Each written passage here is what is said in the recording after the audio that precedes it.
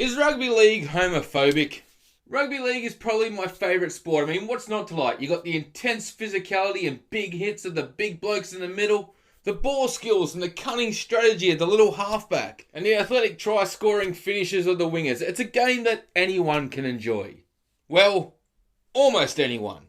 I say almost anyone after the latest controversy surrounding the Manly Seagulls and the decision of 7 players to boycott this week's match due to religious beliefs after the club added a rainbow strip to the jersey to celebrate gay pride. Now, boycotting this game because of the jersey may seem a little bit homophobic and silly, but what if they were right? What if wearing this jersey made them gay? Well, this didn't seem to be too much of a concern for Kieran Foran, Sean Keppie and Ruben Garrick, who proudly modelled the jersey seen here. Only to have this photo snapped moments later. And then this. Fortunately for the boys, they are at the best club to deal with their new sexual identity, seeing as Manly are the only NRL club to have an openly gay player when Ian Roberts played there in the 90s. The Daily Mail really did Ian a dirty there, but they managed to find the gayest photo of him, despite the fact that he was an absolute enforcer. He was one of the toughest blokes in his era. Despite being the first and only openly gay player, Ian is not the gayest player to play for the NRL or the Manly Seagulls. That title belongs to John Hopewadi, who in 2001 got a 12-week ban for fingering blokes' arseholes. Just seems like a strange stance for these players to take, is what everyone's kind of saying, considering they're also sponsored by a gambling company and a brewery, both of which are against their religion, but they don't stand down for that.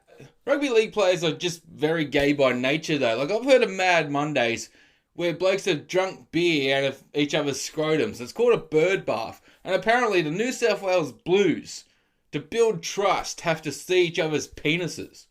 Look, maybe the NRL is getting a bit too political and they should just focus on making the game better. What if there's some young teenage boy at home who just loves cock? In his mouth, up his ass, he doesn't care. He just loves it. But second to cock, he loves footy.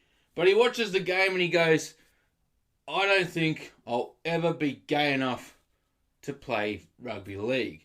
But then he watches Manly versus the Roosters and he sees that thin rainbow stripe and he goes, you know what?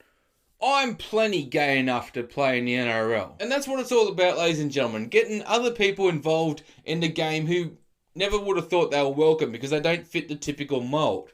Do you think if Manly had a different opponent, the players may have still played the game? Like, it might have just all been too much, having a rainbow streak across your chest, tackling a bunch of cocks.